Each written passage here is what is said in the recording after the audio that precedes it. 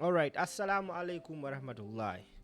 And now, ku Friday, Robert Kyagulanyi Ssentamu Bobi Wine we yakola rally eyasembayo bw'atyo yavuga bukubirire back to Kampala. Now, ku Saturday nkeera lwe lunaku olwaliko show ya muganda we Mickey Wine. Era Kyagulanyi Ssentamu Robert Bobi Wine tukikirize tukigaane yazanya party nene nnyo okulaba nga show ya muganda we beera successful etya. Mickey Wine agenda akola show amazima go mu budde a very bad timing. Era abantu bangi nnyo before nga yakatandika olanga baali batandise okuba show ya Mickey Wine nga bagamba tugenda mu campaign tuli busy ate gotegese concert olw'okuba oli muganda wa president oyagala tuogezaako. Era Kyagulanyi Ssentamu Robert Bobi Wine mitembo abadde tavangayo kukola post yonna whatsoever ng'akubira Mickey Wine akadingidi ku show ye. Not until on Saturday olunaku lwe yawummulamu nga yakava mu lwale yavaayo n'akola ka clip ku social media ng'akunga abantu ogenda mu show ya Mickey Wine. Era video eyo mu ssaawa 4 yali ekubye akakadde. Lwaki kugambye yazanya party nene? Abakulembeze bonna aba NUP abaali bakyesambi olwawulira omukulembeze n'abawagizi ba National Unity Platform abaali bakyesambi olwawulira omukulembeze, wallahi billahi tallahi bonna baasitukiramu. Wabula ate mu kalanga ako ekyenjawulo Bobi Wine kye yakola basinga kye mutaawa amaaso, Bobi Wine yalangiramu bali mwezo mu magezi. Mujjukire Kyagulanyi Ssentamu Robert Bobi Wine aina obanguyite aina talent obanguyite mukisa, he is a kingmaker. Kyagulanyi obujjukira mu kalulu ke Kawempe aina engeri gye yasudiyamu Nalukoola Elias Luyimbazi oluvannyuma lw'okufuna kadi ya NUP. Nalukoola was not famous, naye mwezo weeks ze baakubiramu campaign, even towards the campaign Bobi Wine made sure nti buli wafuna wazi eyogera to the public anyigawo Nalukoola. Buli wafuna omukisa ogwogera ku kazindaalo gwakiri yamuyita nga atole salaamu. Now this is what Bobi Wine did for bali mwezo ku show ya Mickey Wine, because yakitegedde eri mu Serena Hotel in the middle of the city. Bali mwezo wayagala okubanga afuga mukalango n'amuteekamu. Bali mwezo naye najja ku show. Bobi Wine olwafunye omukisa okwogera ku show because Bobi Wine show ya Mickey gye yakasooka okwatending yasooka teyagirimu newankubadde nga yaliwo. Eno aze ate n'ayogera ku ya Dax teyayogera. Era we yabadde amaliriza yabonze ku bali mwezo. Njagala owulize speech ya Bobi Wine ku show ya mutowe Mickey Wine. Tambuza video. Omusajja ono yafuuka kitange ne taata wa yali agudde mu bulamu bw'ensi eno yasigala nga kitange. Omusajja ono oluyimba olwandeeta mu music industry nalukolera mu studio ye ku bwereere. Nsaba mbanjulire yasooka kubeera baaba n'afuuka taata wange n'afuuka ghetto president kati muyita my president. Nsaba ajja ababuuzeeko tumale twolekere endongo mu maaso.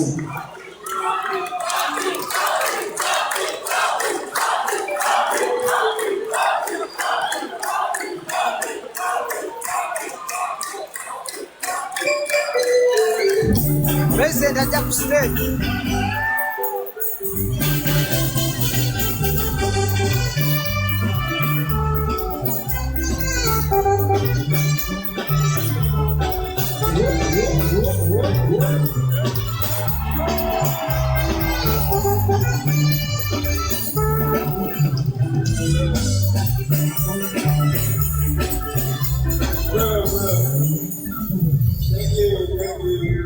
Congratulations, my brother.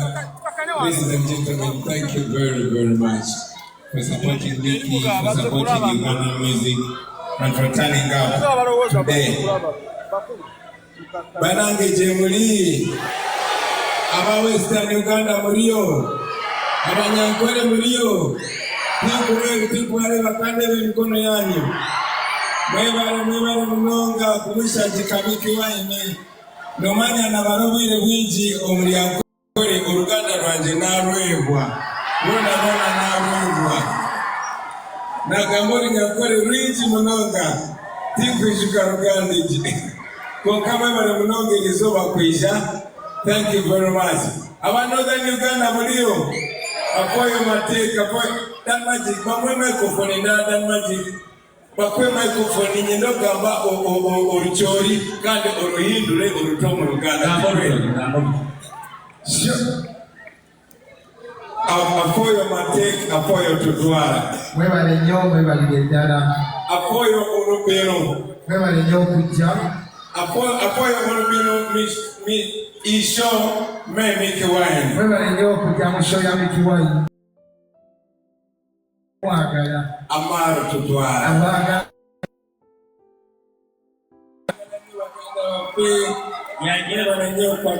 Uganda. Until it can be better than this. We are going to make it better than this. To our star, Abakabi, I want to salute all the stars that we have. Stars like King Saha, stars like Matthias Warukaka, stars like Dax Vibes. I'm so proud of you, my brother, and all our young brothers. Thank you, mwebali kutatuswaza. Ze sobola kuperforminga kati sobola kola show. Nainanga ndi movie mwana. The baddest in this industry. Listen, but still, when they stopped Bobi Wine, many other artists showed up. When they banned Bobi Wine, King Saha rose. When they banned Bobi Wine, Dax Vibes rose. When they banned Bobi Wine, Mickey Wine rose. Nga Yesu yatugamba nti bwe munaasirisa abantu abo amayinja gajja kwogerera waggulu kati amayinja googera. Mwebale nnyo mweyongera okwagira industry ye Uganda. We're going to make this industry better, ladies and gentlemen. As a matter of fact, tuli mu season ya kulonda, right? Look at me, ladies and gentlemen. Imagine having a president that looks like me. Just imagine that. Just imagine for a minute. Pause. For a minute, pause. Look at the man in our state house. And look at me. Look at the ideas. Look at the generation. None of you has ever seen another president in your life. That is supposed to make you shine. President Tulimba artists on the live streams, all that is supposed to be your revenue. But we have no copyright law.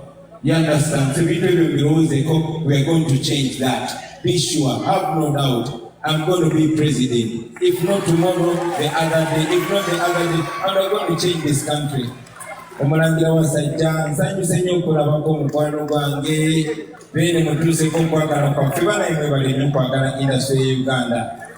Nkagamba munonga n'abalaka ganje gasisikala tinkuwasa kweshongora sisobola na kuyimba kati naye mwebale nnyo n'abaana b'ekisoro abagisoro muliyo mwalakoze cyane kutwakira tulabashaka cyane. Thank you very much. We love you. To all our leaders, Chairman Enyas is there, Mayor Nodiangu is there, and one of the most disciplined leaders that we have, and our incoming Mayor, Ronald Isubuka Balimwezo. We respect you. We love you. To all our brothers and sisters, the Ronda Baba sister Barbie, abalungi abali wano waliwo ne sister waffe gwempenye Ekitiibwa bamuyita Namagembe twamutuma n'abaana baffe. We love you, we respect you. To all our children, to Uganda, thank you very much. Sigenda bayingiramu olwaleero. Let me leave it to the young ones. Ne Mukama abakuume kikiramu.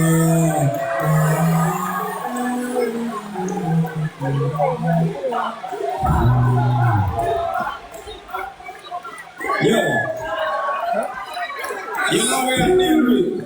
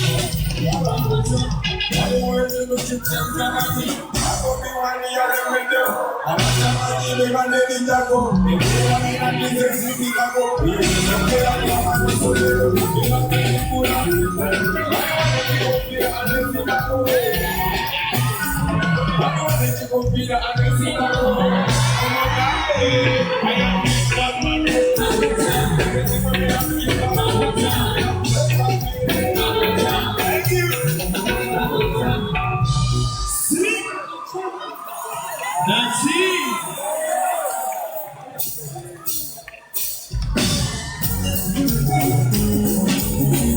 Anche, e quando sempre sei tu anche con quello,